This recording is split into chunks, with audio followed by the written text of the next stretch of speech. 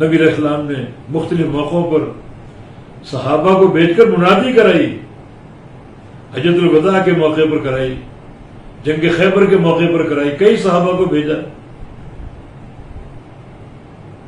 کیا منادی کرائی؟ لن يدخل الجنت الا نفس مؤمنہ، کہ جنت میں صرف مومن انسان جائے گا، ایمان لانے والا. اور امور ایمان میں سر فہرست ایمان باللہ ہے، اور ایمان باللہ میں سر فہرست اللہ کی توحید ہے. یہاں بھی اللہ نے ان کے امان برباد کر دیے. کیوں؟ اولئک لم یؤمنوا، یہ لوگ ایمان والے نہیں،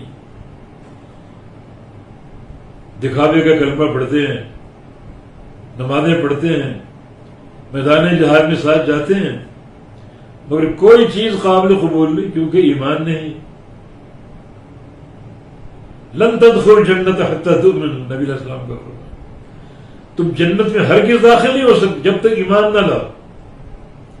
ایمان تک بنیادی اساس ہے، پھر عمل کیسے قابل قبول ہوگا؟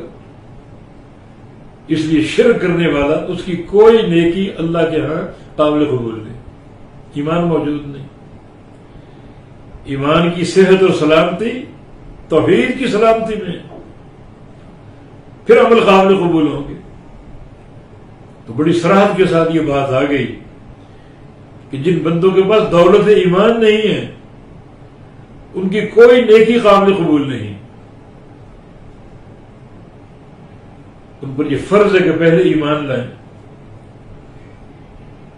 فرمایا کہ وَكَانَ ذَلِكَ عَلَى اللَّهِ يَسِيرًا، اللہ پر یہ بات بہت آسان ہے.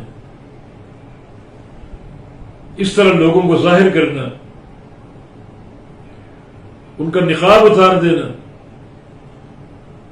اور یہ بتانا کہ کون اجر کا مستحق اور کون نہیں ہے، کس کے اعمال محفوظ ہے، کس کے اعمال مردود ہیں، سب اللہ پر آسان ہے.